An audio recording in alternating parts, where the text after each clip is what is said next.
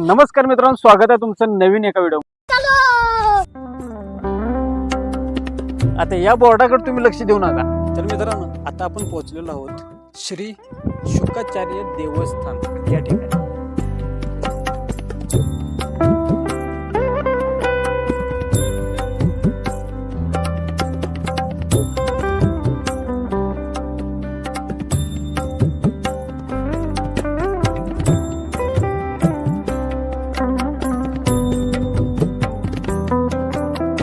व्यासपुत्र महर्षी शुकमणी किंवा शुक